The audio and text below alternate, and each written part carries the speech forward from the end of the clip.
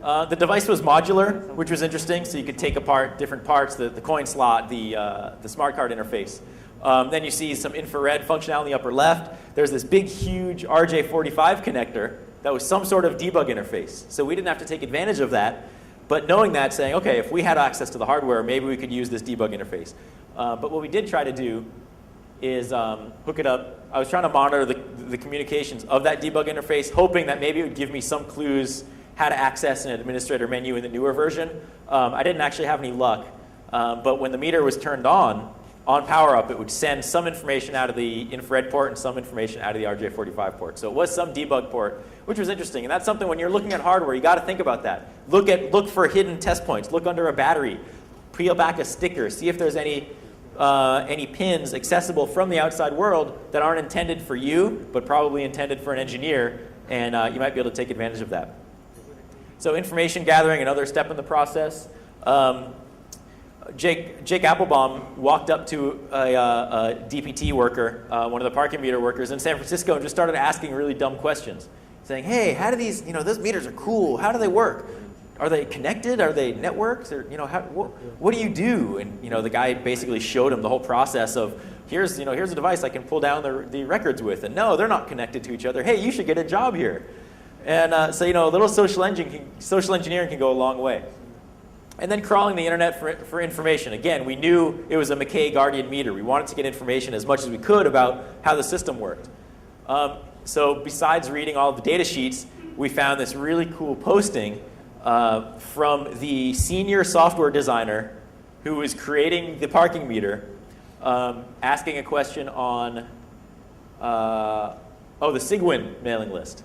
He was experimenting with CVS and said, I'm having problems with CVS. Here's my path list. We could see all sorts of stuff in here, and I cut out a bunch of it, but I left sort of the really bad stuff.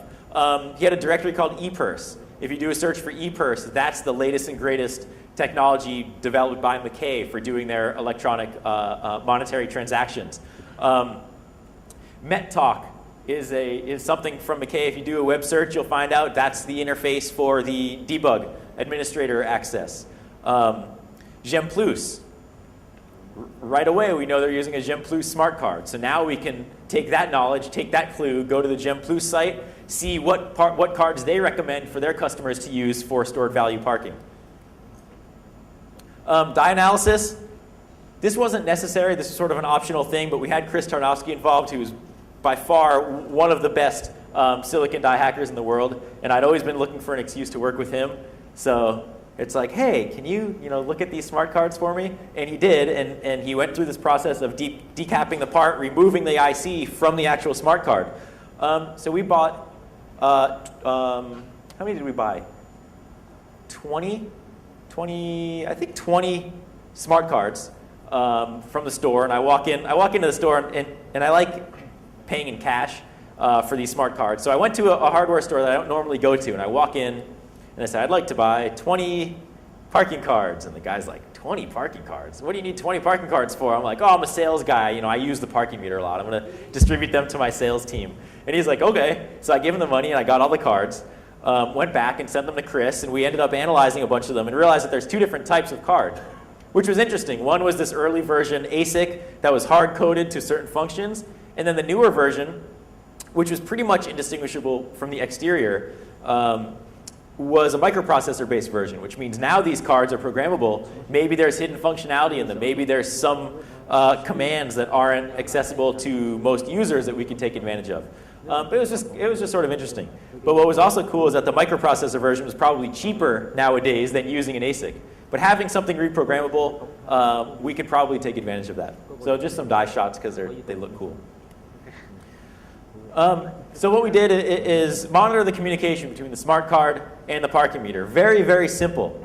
I took a microprocessor, or a smart card shim, which looks like that.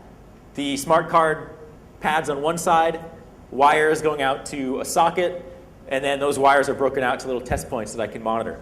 So I put the smart card in, put the shim into the meter, captured all the information with the standard digital oscilloscope, an Agilent scope that I happen to have, and try to figure out what was going on. So as soon as I saw the as soon as I saw the data go across, I could start saying, okay, what is it? Is it serial data? What baud rate is it? I could measure the bit width, which is 100 microseconds, and say, oh, that's 9600 baud. And it just turns out that it's a standard 9600 8E1, I believe. Yeah, 8E1 interface. So I could even hook up to Hyperterminal if I wanted to and see the data. With my scope, I actually have a digital decoding function. So once I tell it it's 9600 8E1, it will show me the bytes coming across. So it's pretty easy once you have it set up. And this is the first transaction that came across, the ATR, the answer to reset from the typical smart card response. And then I can say, okay, that's a valid ATR. Now I know my protocol is set up, and I can figure out how the rest of the transaction works, start decoding everything. So I took a bunch of different cards, plugged them all in, changed values, let values deplete, and just tried to get an idea of what things on the smart card changed as I was monitoring all this information. And again, all of this stuff, you can capture the transaction on the street, then go back to your lab, and you have unlimited time to figure out what's going on. I used a pencil and paper and I think a day to figure out the transaction. Very, very easy. So there's a few of the, there's an initialization stage. You put the card in, and there's some communication that goes back and forth. The card says, here's my manufacturer ID, here's a serial number. The serial number is used. This was confirmed by the city later. The serial number is used. It's unique to each card, and it's used to monitor the usage of the card across the city. So if you buy a $20 card, theoretically the city knows, okay, the $20 card corresponds to serial number X, and then they can tell where serial number X was used all over the city. So they can, for privacy people out there, they're tracking you. But you'll see that can actually be changed. You can create your own serial number, and then they're not going to be able to track you. So there's some other information that goes on. The card and the meter have this interesting communication process for some of the initialization where the meter says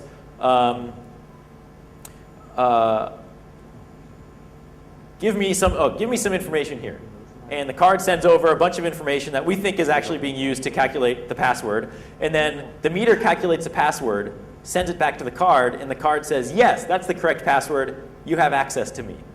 And then it lets the meter communicate. So think about that for a second. If we emulate the card, we can just say, yes, that's the correct password, and then the meter will think it has the correct password, and you can just start communicating with it. So the card has control here. The card is telling the meter what to believe.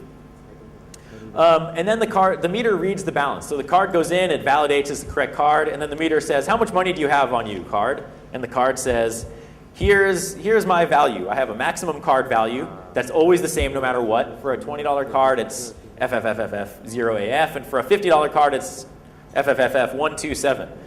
And then the meter says, what's your transaction counter? How many transactions have you done so far?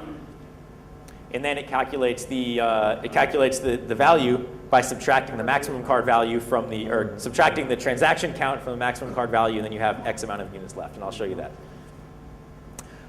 When you want to deduct money, once it does this whole initialization, the meter all it does is just sort of a dummy command. It just says update balance 1, and balance 1 isn't even used. So it's just a dummy command, but that increments the transaction counter. That's this read-only portion of the card. So the meter can't write to the transaction counter. It can only do a transaction to increment the transaction counter.